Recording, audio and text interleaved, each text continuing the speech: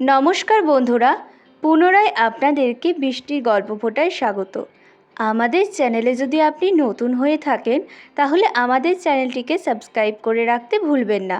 Bell আইকনটি অবশ্যই press করে রাখবেন, তাহলে সর্বপ্রথম আপনার ফোনে নোটিফিকেশান যাবে আমাদের গল্পে। একটি লাইকের মাধ্যমে আমাদেরকে আগে পৌঁছানোর জন্য উৎসাহ দেবেন এবং আপনার মূল্যবান মন্তব্যটি কমেন্টের মাধ্যমে অবশ্যই জানাবেন। চলুন আজকের গল্পটি শুনে নেওয়া যাক। ব্রাউন সাহেবের ডায়েরিটি হাতে আসার পর থেকেই ব্যাঙ্গালোর যাওয়ার একটা সুযোগ খুঁজছিলাম। সেটা এলো বেশ অপ্রত্যাশিতভাবে।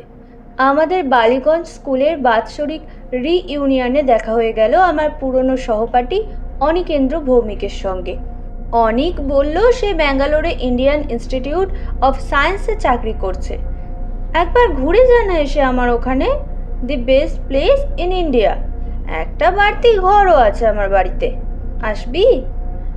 অনেক স্কুলে থাকতে আমার খুবই বন্ধু ছিল। তারপর যা হয় আর কি, কলেজ হয়ে গেল দুজনের আলাদা। তাছাড়াও বিজ্ঞান আর আমি আর্টস, দুজনে প্রায় উল্টো মুখ রাস্তা ধরে চলতে আরম্ভ করলাম। মাঝেও আবার চলে গেল বিলেতে। ফলে ক্রমে দুজনের বন্ধুত্বের মধ্যেও অনেকটা ব্যবধান এসে পড়ল। আর আজ প্রায় 12 বছর পর তার সঙ্গে দেখা। বললাম, কি পড়তে পারি? কোন সময়টা ভালো? Any time. ব্যাঙ্গালোরে গরম নেই। সাধে কি জায়গাটা সাহেবদের এত প্রিয়? তুই যখনই আসতে চাস আসিস, তবে 7 দিনের নোটিশ পেলে ভালো হয়। যাক, তাহলে ব্রাউন সাহেবের বাড়িটা দেখার সৌভাগ্য হলেও হতে পারে। কিন্তু তার আগে সাহেবের ডায়েরিটার কথা বলা দরকার। আমি হলাম যাকে বলে পুরনো বইয়ের পোকা। ব্যাংকে কাজ করে প্রতি মাসে যা রোজগার হয় তার অন্তত অর্ধেক টাকা পুরনো বই কেনার পিছনে খরচ হয়। ভ্রমণ কাহিনী, শিকারের গল্প, ইতিহাস, আত্মজীবনী, ডায়েরি, কত রকম বই না গত 5 বছরে জমে উঠেছে আমার। পোকায় কাটা পাতা, বার্ধক্যে ঝুরঝুরে হয়ে যাওয়া পাতা, ড্যাম্পে বিবর্ণ হওয়া পাতা, এসবই আমার কাছে অতি পরিচিত এবং অতি প্রিয় জিনিস। আর পুরনো বইয়ের গন্ধ, এর জুড়ি নেই। ওগুড়ি, কস্তুরি, গোলাপ, হাসনুহানা, মায় ফরাসি সেরা পারফিউমের সুবাস, এই দুটো গন্ধের কাছে হার মেনে যায়। এই পুরনো বই কেনাই আমার একমাত্র নেশা। আর পুরনো বই কিনতে গিয়েই পাওয়া ব্রাউন সাহেবের ডায়েরিটা। বলে রাখি, এ ডায়েরি কিন্তু ছাপা ডায়েরি নয়, যদিও সেরকম ডায়েরিও আমার আছে। এই ডায়েরি একেবারে খাগের কলমে লেখা আসল ডায়েরি। লাল চামড়ায় বাঁধানো 350 পাতার রুলটানা খাতা, 6 ইঞ্চি বাই 4.5 ইঞ্চি, মলাটের চারপাশে সোনার জলের নকশা করা বর্ডার। তার মাঝখানে সোনার ছাপার অক্ষরে লেখা সাহেবের নাম, জন মিডলটন ব্রাউন। মলাট খুললে প্রথম পাতায় সাহেবের নিজের হাতের নাম সই, তার নিচে সাহেবের ঠিকানা, Evergreen Lodge, Fraser Town, Bangalore, আর তার নিচে লেখা জানুয়ারি 1858। অর্থাৎ এ ডায়েরির বয়স হলো 113। এই ব্রাউন সাহেবের নাম লেখা অন্য আরও খানকতক বইয়ের সঙ্গে ছিল এই লাল চামড়ায় বাঁধানো খাতাটা। নাম করা বইয়ের তুলনায় দাম খুবই কম। মকবুল চাইল 20, আমি বললাম 10। শেষটায় 12 টাকার বিনিময়ে বইটা আমার সম্পত্তি হয়ে গেল। ব্রাউন যদি নাম করা কেউ হতেন তাহলে এই বইয়ের দাম 1000 টাকা হতে পারত। ডায়েরিটাতে তখনকার দিনের ভারতবর্ষের সাহেবদের দৈনন্দিন জীবনের বাইরে আর কিছু জানতে পাবো এমন আশা করিনি। সত্যি বলতে কি, প্রথম শখানেক পাতা পড়ে তার বেশি পাইও নি। ব্রাউন সাহেবের পেশা ছিল স্কুল মাস্টারি। ব্যাঙ্গালোরের কোনো একটা স্কুলেই শিক্ষকতা করতেন। সাহেব নিজের কথাই বেশি বলেছেন। মাঝে মাঝে ব্যাঙ্গালোর শহরের বর্ণনা করেছেন। এক জায়গায় তখনকার বড় লাটের গিন্নি লেডি ক্যানিংয়ের ব্যাঙ্গালোর আসার ঘটনা বলেছেন। ব্যাঙ্গালোরের ফুল, ফল, গাছপালা ও তার নিজের বাগানের কথা বলেছেন। এক এক জায়গায় আবার ইংল্যান্ডের সাসেক্স অঞ্চলে তার পৈতৃক বাড়ি আর তার পিছনে ফেলে আসা আত্মীয় স্বজনের কথা বলেছেন।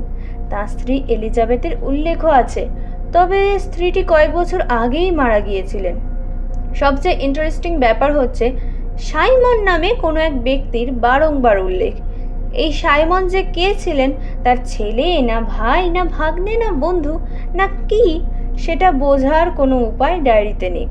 তবে সাইমনের প্রতি ব্রাউন সাহেবের যে একটা গভীর টান ছিল, সেটা বুঝতে কোনো অসুবিধা হয় না। সাইমনের বুদ্ধি, সাইমনের সাহস, সাইমনের রাগ, অভিমান, দুষ্টুমি, খামখেয়ালিপনা ইত্যাদির কথা বারবার আছে ডায়েরিতে। সাইমন অমুক চেয়ারটায় বসতে ভালোবাসে। আজ সাইমনের শরীরটা ভালো নেই। সাইমনকে আজ সারাদিন দেখতে পাইনি বলে মন খারাপ। এই ধরনের সব খুঁটিনাটি খবরও আছে। আর আছে সাইমনের মর্মান্তিক মৃত্যুর খবর। 22শে সেপ্টেম্বর সন্ধ্যা 7:30 নাগাদ বজ্রাঘাতে সাইমনের মৃত্যু হয়। পরের দিন ভোরবেলা ব্রাউন সাহেবের বাগানে একটা বাজে ঝলসে যাওয়া ইউক্যালিপটাস গাছের পাশে সাইমনের মৃতদেহ পাওয়া যায়। এরপর থেকে একটা মাস ডায়েরিতে প্রায় আর কিছুই লেখা হয়নি। যেটুকু হয়েছে তার মধ্যে শোক আর হতাশার কথা ছাড়া আর কিছু নেই। ব্রাউন সাহেব দেশে ফিরে যাবার কথা ভাবছেন, কিন্তু সাইমনের আত্মা থেকে দূরে সরে যেতে তার মন চায়নি। সাহেবের স্বাস্থ্যও যেন অল্প অল্প ভেঙে পড়েছে। আজও স্কুলে গেলাম না, কথাটা 5 জায়গায় বলা হয়েছে। লুকাস বলে একজন ডাক্তারের উল্লেখও আছে। তিনি ব্রাউন সাহেবকে পরীক্ষা করে ওষুধ বাতলে গেছেন। তারপর হঠাৎ 2রা নভেম্বর ডায়েরিতে এক আশ্চর্য ঘটনার উল্লেখ, এবং এই ঘটনাই আমার কাছে ডায়েরির মূল্য 1000 গুণ বাড়িয়ে দিয়েছে। ব্রাউন সাহেব এই ঘটনাটা লিখেছেন রোজকার নীলের বদলে লাল কালিতে। তাতে বলেছেন, আমি বাংলায় অনুবাদ করছি। আজ এক অভাবনীয় আশ্চর্য ঘটনা। আমি বিকালে লালবাগে গিয়েছিলাম গাছপালার সান্নিধ্যে, আমার মনটাকে একটু শান্ত রাখার জন্য। সন্ধ্যা 7:30 নাগাদ বাড়ি ফিরে বৈঠকখানায় ঢুকেই দেখি সাইমন ফায়ারপ্লেসের পাশে তার প্রিয় হাইব্যাক চেয়ারটিতে বসে আছে। সাইমন, সত্যিই সাইমন? আমি তো দেখে আনন্দে আত্মহারা। আর শুধু যে বসে আছে তা নয়, সে এক দৃষ্টে আমারই দিকে তাকিয়ে আছে, তার স্নেহ মাখানো চোখ দুটি দিয়ে। এদিকে ঘরের বাতিই নেই। আমার ফাঁকিবাজ খানসামা টমাস এখনো ল্যাম্প চলেনি। তাই সাইমনকে আরেকটু ভালো করে দেখবো বলে আমি পকেট থেকে দেশলাইটা বার করলাম। কাঠি বার করে বাক্সের গায়ে ঘষতেই আলো জ্বলে উঠল। কিন্তু কি আফসোস, এই কয়েক মুহূর্তের মধ্যেই সাইমন উধাও। অবশ্যই সাইমনকে যে কোনোদিনও আবার দেখতে পাবো সেটাই তো আশা করিনি। এইভাবে ভূত অবস্থাতেও যদি মাঝে মাঝে সে দেখা দিয়ে যায়, তাহলে আমার মন থেকে সব দুঃখ দূর হয়ে যাবে। সত্যি আজ এক অপূর্ব আনন্দের দিন। সাইমন মরে গিয়েও আমাকে ভোলেনি, এমনকি তার প্রিয় চেয়ারটাকেও সে ভোলেনি। দোহাই সাইমন, মাঝে মাঝে দেখা দিও। আর কিছু চাই না আমি তোমার কাছে। এইটুকু পেলেই আমি বাকি জীবনটা শান্তিতে কাটাতে পারবো। এরপরে ডায়েরি আর বেশি দিন চলেনি। যেটুকু আছে তার মধ্যে কোনো দুঃখের ছাপ নেই, কারণ সাইমনের সঙ্গে ব্রাউন সাহেবের প্রতিদিনই একবার করে দেখা হয়েছে। সাইমনের ভূত সাহেবকে হতাশ করেনি। ডায়েরির শেষ পাতায় লেখা আছে, যে আমাকে ভালোবাসে তার মৃত্যুর পরেও যে তার সে ভালোবাসা অটুট থাকে, এই জ্ঞান লাভ করে আমি পরম শান্তি পেয়েছি। ব্যাস, এই শেষ। কিন্তু এখন কথা হচ্ছে, ব্রাউন সাহেবের এই বাড়ি, ব্যাঙ্গালোরের ফ্রেজার টাউনের এভারগ্রিন লজ এখনো আছে কি? আর সেখানে এখনো সন্ধ্যাকালে সাইমন সাহেবের ভূতের আগমন হয় কি? আর সে ভূত কি অচেনা লোককে দেখা দেয়? আমি যদি সে বাড়িতে গিয়ে একটা সন্ধ্যা কাটাই, তাহলে সাইমনের ভূতকে কি দেখতে পাবো কি? ব্যাঙ্গালোরে এসে প্রথম দিন অনেককে এসব কিছুই বলিনি। সে আমাকে তার অ্যাম্বাসাডার গাড়িতে করে সমস্ত ব্যাঙ্গালোর শহর ঘুরিয়ে দেখিয়েছে, এমনকি ফ্রেজার টাউনও। ব্যাঙ্গালোর সত্যিই সুন্দর জায়গা। তাই শহরটা সম্বন্ধে উচ্ছ্বাস প্রকাশ করতে আমার কোনো মিথ্যার আশ্রয় নিতে হয়নি। শুধু সুন্দর নয়, কলকাতার পর এমন একটা শান্ত কোলাহল শূন্য শহরকে প্রায় একটা অবাস্তব স্বপ্নরাজ্যের মতো মনে হয়। দ্বিতীয় দিন ছিল রবিবার। সকালে অনেকের বাগানে রঙিন ছাতার তলায় বসে চা খেতে খেতে প্রথম ব্রাউন সাহেবের প্রসঙ্গটা তুললাম।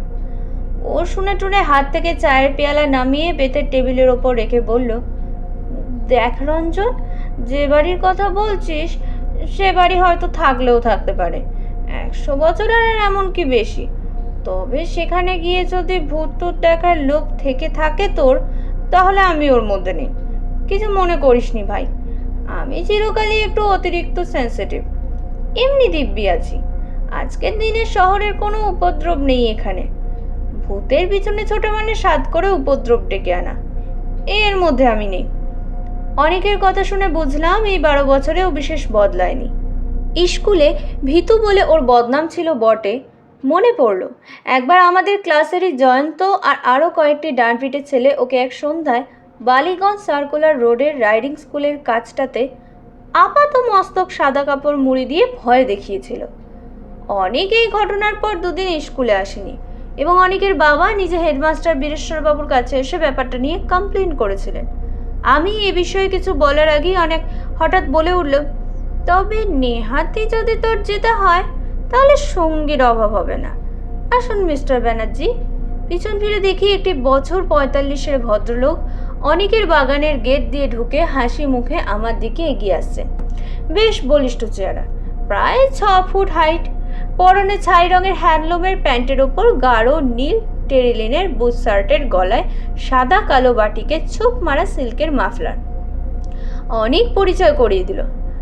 আমার বন্ধু রঞ্জন সেনগুপ্ত, মিস্টার ঋষিকেশ ব্যানার্জি। ভদ্রলোক শুনলাম ব্যাঙ্গালোরে এয়ারক্রাফট ফ্যাক্টরিতে কাজ করেন। বহুদিন বাংলাদেশ ছাড়া, তাই কথার মধ্যে একটা অবাঙালি টান এসে পড়েছে আর অজস্র ইংরেজি শব্দ ব্যবহার করেন। অনেক বিয়ারেকে ডেকে আর এক পেয়ালা চায়ের কথা বলে দিয়ে একেবারে সোজাসুজি ব্রাউন সাহেবের বাড়ির কথাটা পেরে বসল। কথা শুনে ভদ্রলোক এমন অট্টহাস্য করে উঠলেন যে কিছুক্ষণ থেকে যে কাঠবিড়ালিটিতে দেখছিলাম আমাদের টেবিলের আশেপাশে নির্ভয়ে ঘোরাফেরা করছে, সেটা ল্যাজ উঁচিয়ে একটা দেবদারু গাছের গুঁড়ি বেয়ে শটান একেবারে মংটালে পৌঁছে গেল। Ghost? Ghost? You seriously believe in ghost? আজকের দিনে, আজকের যুগে? আমি আমতামতা করে বললাম, একটা কৌতূহল থাকতে ক্ষতি কি? এমনও তো হতে পারে যে ভূতেরও একটা বৈজ্ঞানিক ব্যাখ্যা আছে, যেটা 10 বছরের মধ্যে জানা যাবে। ব্যানার্জির হাসি তবুও থামে না। লক্ষ্য করলাম ভদ্রলোকের দাঁতগুলো ভারী ঝকঝকে ও মজবুত। অনেক বলল, যাই হোক mister Banerjee, ghost or no ghost, এমন বাড়ি যদি একটা থেকেই থাকে আর রঞ্জনের যদি একটা উদ্ভট খেয়াল হয়েই থাকে, একটা সন্ধ্যাবেলা ওকে নিয়ে খানিকটা সময়ের জন্য ও বাড়িতে কাটিয়ে আসতে পারেন কিনা সেইটে বলুন। ও কলকাতা থেকে এসেছে, আমার গেস্ট। ওকে তো আর আমি একা যেতে দিতে পারি না সেখানে। আর সত্যি বলতে কি, আমি নিজে মানুষটা একটু অতিরিক্ত, যাকে বলে সাবধানী। আমি যদি নিয়ে যাই তাহলে বোধহয় ওর সুবিধের চেয়ে অসুবিধেই হবে বেশি। মিস্টার ব্যানার্জি তার শার্টের পকেট থেকে একটা বাঁকা পাইপ বার করে তার মধ্যে তামাক গুঁজতে গুঁজতে বললেন, আমার আপত্তি নেই, তবে আমি যেতে পারি কেবল একটা কন্ডিশনে। আমি সঙ্গে শুধু একজনকে নেব না, 2 জনকে নেব।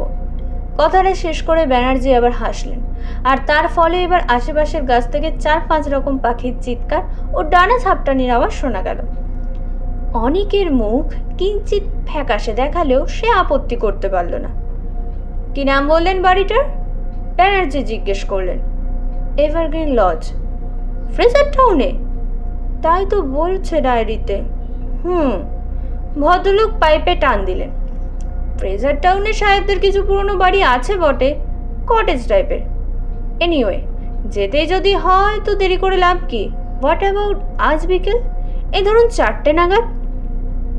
ইঞ্জিনিয়ার হলে কি হবে, মেজাজটা একেবারে পুরোদস্তুর মিলিটারি এবং সাহেবি।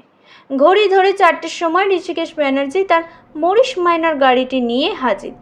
গাড়িতে যখন উঠছি তখন ভদ্রলোক জিজ্ঞেস করলেন, সঙ্গে কি কি নিলেন? অনেক ফিরিস্তে দিল। একটা 5 সেলের টর্চ, 6টা মোমবাতি, ফার্স্ট এড বক্স, একটা বড় ফ্লাক্স ভর্তি গরম কফি, 1 বাক্স হ্যাম স্যান্ডউইচ, 1 প্যাকেট তাস, মাটিতে পাতবার চাদর, মশা তাড়ানোর জন্য একটি ওডোমস। আর অস্ত্রশস্ত্র? ব্যানার্জি জিজ্ঞেস করলেন। ভূতকে কি অস্ত্র দিয়ে কিছু করা যায়? কিরে রঞ্জন, তো সাইমনের ভূত কি সলিড নাকি? যাই হোক, মিস্টার ব্যানার্জি গাড়ির দরজা বন্ধ করে বললেন, আমার কাছে একটি ছোটোখাটো আগ্নেয়াস্ত্র আছে, সুতরাং সলিড লিকুইড নিয়ে চিন্তা করার কোনো প্রয়োজন নেই। গাড়ি ছাড়ার পর ব্যানার্জি বললেন, এভারগ্রিন লজের ব্যাপারটা একেবারে কাল্পনিক নয়। আমি একটু অবাক হয়ে বললাম, আপনি কি এর মধ্যেই খোঁজ নিয়েছেন নাকি? ব্যানার্জি রীতিমতো কসরতের সঙ্গে 2টো সাইকেল চালককে পরপর পাশ কাটিয়ে বললেন, I am a very methodical man, mister Sengupta. যেখানে যাচ্ছি সেই জায়গাটা অ্যাটাল আছে কি না সেটার সম্বন্ধে আগে থেকেই খোঁজ নিয়ে রাখা উচিত নয় কি? ওদিকটায় শ্রীনিবাস দেশমুখ থাকে, আমরা একসঙ্গে গল্ফ খেলি, অনেক দিনের আলাপ। সকালে এখান থেকে ওর বাড়িতেই গেছিলাম। বলল এভারগ্রিন লজ বলে একটা একতলা কটেজ নাকি প্রায় 50 বছর থেকে খালি পড়ে আছে। বাড়ির বাইরের বাগানে বছর 10 আগে পর্যন্ত লোকে পিকনিক করতে যেত, এখন আর যায় না। খুব নিরিবিলি জায়গাটা, বাড়িটা। আগেও নাকি একটা না বেশি দিন কেউ ও বাড়িতে থাকেনি, তবে হন্টেড হাউস বলে কেউ কোনোদিনও অপবাদ দেয়নি বাড়িটার। বাড়ির ফার্নিচার সব বহুদিন আগেই নিলাম হয়ে গেছে, আর কিছু নাকি কর্নেল মার্সারের বাড়তি আছে। রিটায়ার্ড আর্মি অফিসার, তিনিও ফ্রেজার টাউনেই থাকতেন। সব শুনে টুনে বুঝেছেন মিস্টার সেনগুপ্ত, মনে হচ্ছে আমাদের ওই পিকনিক জাতীয় একটা কিছু করে ফেরত আসতে হবে। অনিকেন্দ্র তাসটা এনে ভালোই করেছে। ব্যাঙ্গালোরে পরিষ্কার প্রশস্ত রাস্তা দিয়ে গাড়ি করে যেতে যেতে বারবারই মনে হচ্ছিল যে শহরটা এতই অভূতুরে যে এখানে একটা হানাবাড়ির অস্তিত্বই কল্পনা করাই কঠিন। কিন্তু তারপরেই আবার মনে পড়ে যাচ্ছিল ব্রাউন সাহেবের ডায়েরির কথা। লোকে নেহাত পাগল না হলে ডায়েরিতে আজগুবি কথা বানিয়ে লিখবে কেন? সাইমনের ভূত ব্রাউন নিজে দেখেছেন, একবার নয় অনেকবার। সে ভূত কি আমাদের জন্য একবার দেখা দেবে না? বিলেতে আমি যাইনি, কিন্তু বিলেতের কটেজের ছবি বইয়ের পাতায় ঢের দেখেছি। এভারগ্রিন লজের সামনে দাঁড়িয়ে মনে হলো সত্যিই যেন ইংল্যান্ডের কোনো গ্রামাঞ্চলের একটা পুরনো পরিত্যক্ত বাড়ির সামনে এসে পড়েছি। কটেজের সামনেই ছিল বাগান, সেখানে ফুলের কিয়ারির বদলে এখন শুধু ঘাস আর আগাছা। একটা ছোট্ট কাঠের গেট, যাকে ইংরেজিতে বলে উইকেট, দিয়ে বাগানে ঢুকতে হয়। সেই গেটের গায়ে একটা ফলকে খোদাই করে এখনো লেখা রয়েছে বাড়ির নামটা। তবে হয়তো কোনো চড়ুই ভাতির দলেরই কেউ রসিকতা করে এভারগ্রিন কথাটার আগে একটা এন জুড়ে দিয়ে সেটাকে নেভারগ্রিন করে দিয়েছে। আমরা গেট দিয়ে ঢুকে বাড়ির দিকে এগোলাম। চারিদিকে অজস্র গাছপালা, ইউক্যালিপটাসও গোটা তিনেক রয়েছে দেখলাম। আর যা গাছ আছে তার অনেকগুলোরই নাম আমার জানা নেই, চোখেও দেখিনি এর আগে কোনোদিন। ব্যাঙ্গালোরের জলমাটির নাকি এমনই গুণ যে সেখানে যে কোনো দেশের যে কোনো গাছই বেঁচে থাকে। কটেজের সামনে একটা টালির ছাউনি দেওয়া পোর্টিকো, তার বাঁকা থামগুলো বেয়ে লতা উঠেছে উপর দিকে। ছাউনির অনেকটা লি নেই, ফলে ফাঁক দিয়ে আকাশ দেখা যায়। সামনের দরজার একটা পাল্লা ভেঙে কাত হয়ে আছে। বাড়ির সামনের দিকে দরজা জানলার কাঁচ অধিকাংশই ভাঙা। দেয়ালের ওপর শ্যাওলা ধরে এমন অবস্থা হয়েছে যে বাড়ির আসল রংটা যে কী ছিল তা আজ বোঝার উপায় নেই। দরজা দিয়ে বাড়ির ভিতরে ঢুকলাম আমরা। ঢুকেই একটা প্যাসেজ, পিছন দিকে একটা ভাঙা দরজার ভিতর দিয়ে একটা ঘর দেখা যাচ্ছে। আমাদের ডাইনে বাঁয়েও ঘর, ডাইনেরটাই বেশি বড় বলে মনে হলো। আন্দাজে বুঝলাম এটাই হয়তো বৈঠকখানা ছিল। মেঝেতে বিলিতি কায়দায় কাঠের তক্তা বসানো, তার কোনোটাই প্রায় আস্ত নেই। সাবধানে পা ফেলতে হয় এবং প্রতি পদক্ষেপে খুটখাট খচ খচ শব্দ থাকে। আমরা ঘরটাতে ঢুকলাম। বেশি বড় ঘর, ফার্নিচার না থাকাতে আরও খাঁকা করছে। পশ্চিম আর উত্তর দিকে জানলার সারি, একদিকে জানলা দিয়ে গেট সমেত বাগান, আর অন্যদিকে দিয়ে গাছের সারি দেখা যাচ্ছে। এরই একটাতে কি বাজ পড়েছিল? সাইমন দাঁড়িয়েছিল সেই গাছের নিচে। তৎক্ষণাৎ মৃত্যু। ভাবতে গাটা ছমছম করে উঠল। এবারে দক্ষিণ দিকের জানালাবিহীন দেয়ালের দিকে চাইলাম। বা কোণে ফায়ারপ্লেস। এই ফায়ারপ্লেসের পাশেই ছিল সাইমনের প্রিয় চেয়ারখানা। ঘরের সিলিংয়ের দিকে চাইতে চোখে পড়ল ঝোল আর মাকড়সার জাল। একখানে সুদৃশ্য এভারগ্রিন লজের অবস্থা এখন খুবই শোচনীয়।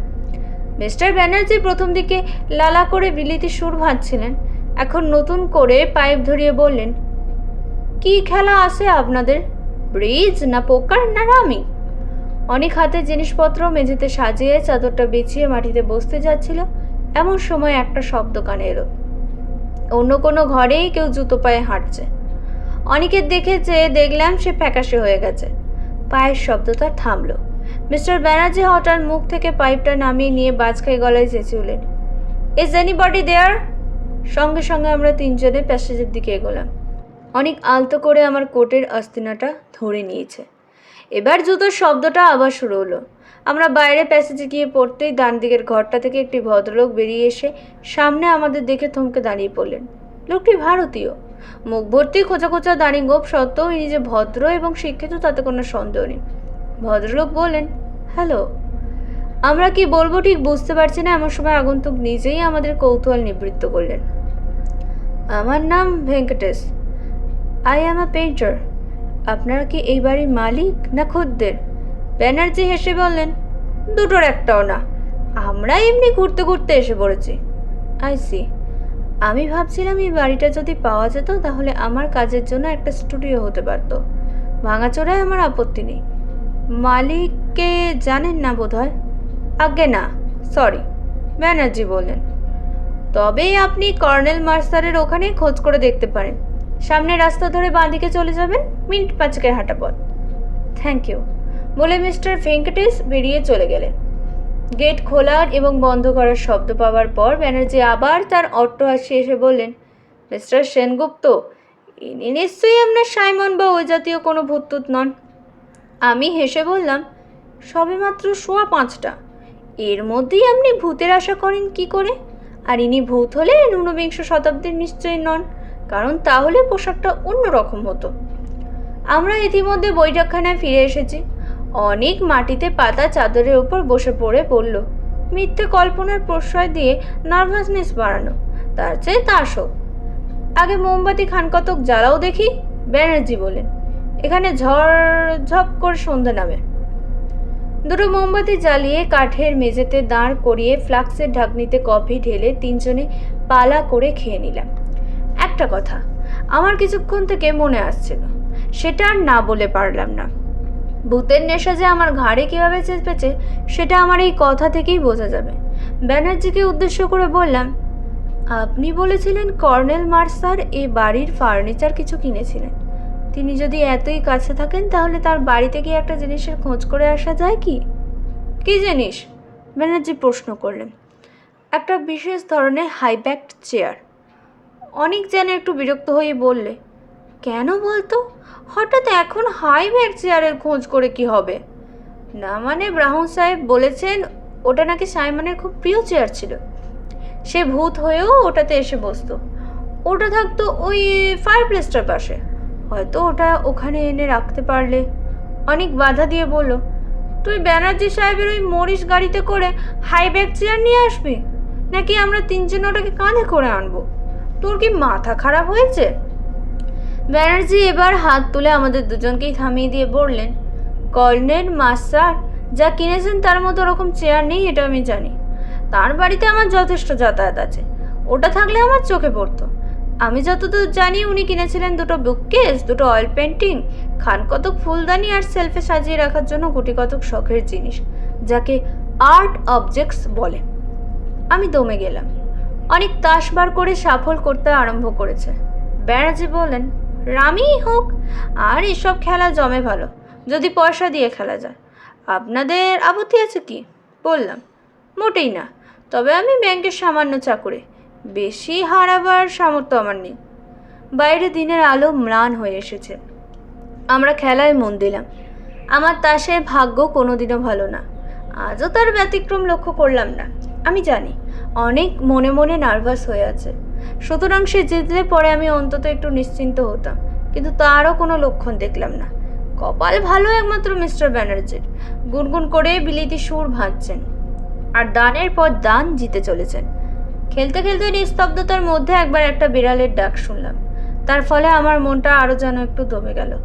হানাবাড়িতে বিড়ালেরও থাকা উচিত নয়, কথাটা বলাতে ব্যানার্জি হেসে বলেন, but it was a black cat. ওই প্যাসেজ দিয়ে হেঁটে গেল। ব্ল্যাক ক্যাট তো ভূতের সঙ্গে যায় ভালোই, তাই না? খেলা চলতে থাকলো।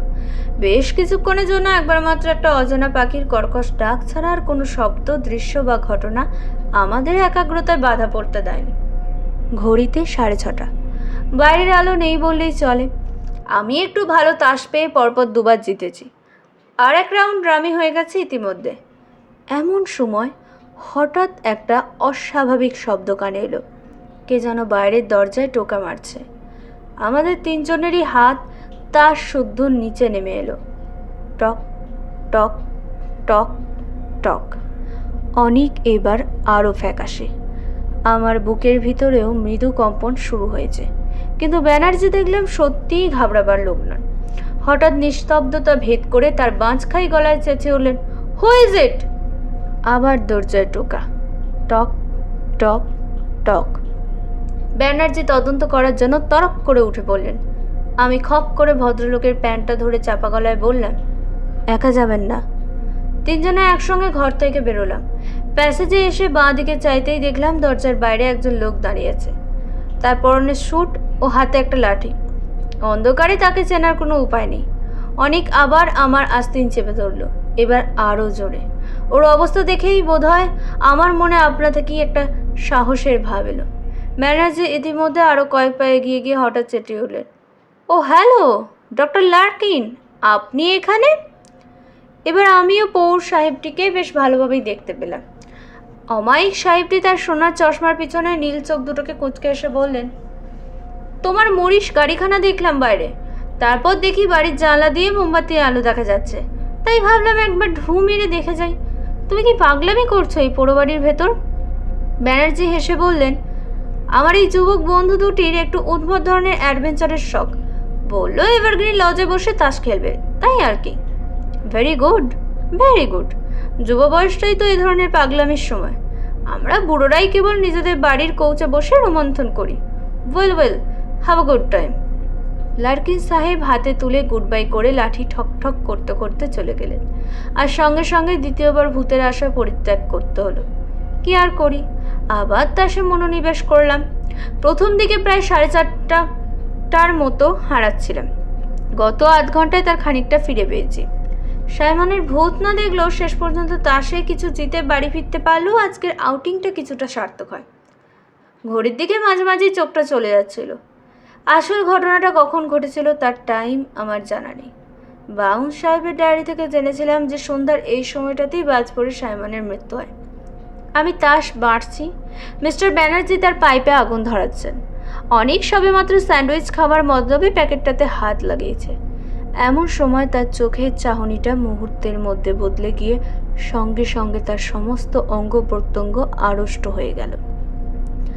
তার দৃষ্টি দরজার বাইরে প্যাসেজের দিকে। বাকি দুজনের চোখও স্বভাবতই সেদিকে চলে গেল। যা দেখলাম তাতে আমারও কয়েক মুহূর্তের জন্য গলা শুকিয়ে নিঃশ্বাস বন্ধ হয়ে গেল। বাইরে প্যাসেজের অন্ধকারের মধ্যে এক জোড়া জ্বলন্ত চোখ আমাদের দিকে এক দৃষ্টে তাকিয়ে আছে। ফসফরাসের মতো ফিকে সবুজ আর হলদে মেশানো একটা আভা এই নিষ্পলক চাহনিতে। মিস্টার ব্যানার্জির ডান হাতটা ধীরে ধীরে তার কোটের ভেস্ট পকেটের দিকে চলে গেল। আর ঠিক সেই মুহূর্তেই যেন ম্যাজিকের মতো আমার কাছে ব্যাপারটা জলের মতো পরিষ্কার হয়ে গিয়ে আমার মন থেকে সমস্ত ভয় দূর করে দিল। বললাম, আপনার পিস্তলের দরকার নেই মশাই, এটা সেই কালো বিড়ালটা। আমার কথায় অনেকও যেন ভরসা পেল।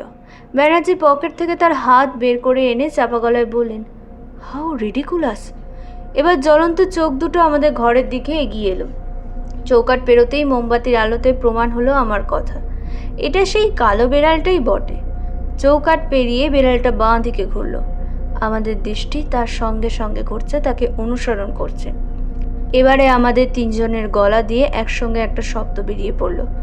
আচমকা বিস্ময়ের ফলে যে শব্দ আপনা থেকেই মানুষের মুখ থেকে বেরোয়, সেই শব্দ। এই শব্দের কারণ আর কিছুই না, আমরা যতক্ষণ তন্ময় হয়ে তাস খেলেছি তারই ফাঁকে কিভাবে কোত্থেকে জানি একটা গাঢ় লাল মখমকে মোড়া হাই ব্যাকড চেয়ার এসে ফায়ার প্লেসের পাশে তার জায়গা করে নিয়েছে। অমাবস্যার রাতের অন্ধকারের মতো কালো বিড়ালটা চেয়ারটার দিকে নিঃশব্দে এগিয়ে গেল। তারপর এক মুহূর্ত সেটার সামনে দাঁড়িয়ে একটা নিঃশব্দ লাফে সেটার উপর উঠে কুণ্ডুলি বাঁকিয়ে শুয়ে পড়ল। আর সেই মুহূর্তে একটা অদ্ভুত শব্দ শুনে আমার রক্ত হিম হয়ে গেল। কোনো এক অশরীরী বিদ্যে খিলখিলে হাসির ফাঁকে ফাঁকে বারবার উচ্চারিত হচ্ছে, সাইমন, সাইমন, সাইমন, সাইমন। আর তার সঙ্গে ছেলে মানুষের খুশি হওয়া হাততালি। একটা আর্তনাদ শুনে বুঝলাম অনেক অজ্ঞান হয়ে গেছে। আর মিস্টার ব্যানার্জি, তিনি অনেককে কোল পাজা করে তুলে উদ্দেশ্বাসে প্যাসেজ দিয়ে দরজার দিকে ছুটছেন। আমিও আর থাকতে পারলাম না। তাস, মোমবাতি, ফ্ল্যাক্স, চাদর, স্যান্ডউইচ সব পড়ে রইল। দরজা পেরিয়ে মাঠ, মাঠ পেরিয়ে গেট, গেট পেরিয়ে ব্যানার্জির মরিস মাইনার। ভাগ্যে ব্যাঙ্গালোরের রাস্তায় লোক চলাচল কম, নইলে আজ একটিমাত্র পাগলা গাড়ির পাগলা ছুটে কটা লোক যে জখম হতে পারত তা ভাবলেও গায়ে কাটা দেয়। অনেকের জ্ঞান গাড়িতেই ফিরে এসেছিল, কিন্তু তার মুখে কোনো কথা নেই। প্রথম কথা বললেন মিস্টার ব্যানার্জি। অনেকের বেয়ারার হাত থেকে ব্র্যান্ডের গ্লাসটা ছিনিয়ে নিয়ে এক ঢোকে অর্ধেকটা নামিয়ে দিয়ে ঘর ঘরে চাপা গলায় বলে উঠলেন, সো সাইমন ওয়াজ আ ক্যাট। আমার নিজেরও কিছু বলার অবস্থা নেই, কিন্তু আমার মন তার কথায় সায় দিল। সত্যি ব্রাউন সাহেবের বুদ্ধিমান, খামখেয়ালি, অভিমানী, অনুগত, আদরের সাইমন, যার মৃত্যু হয় বজ্রাঘাতে আজ থেকে 113 বছর আগে, সেই সাইমন ছিল আমাদের আজকের দেখা একটি পোষা কালো বিড়াল। তো বন্ধুরা, কেমন লাগলো সত্যজিৎ রায়ের ব্রাউন সাহেবের বাড়ি গল্পটি? অবশ্যই কমেন্টের মাধ্যমে জানাবেন। দেখা হচ্ছে খুব শীঘ্রই পরের একটি গল্প নিয়ে, নতুন একটি গল্প নিয়ে আপনাদের সঙ্গে।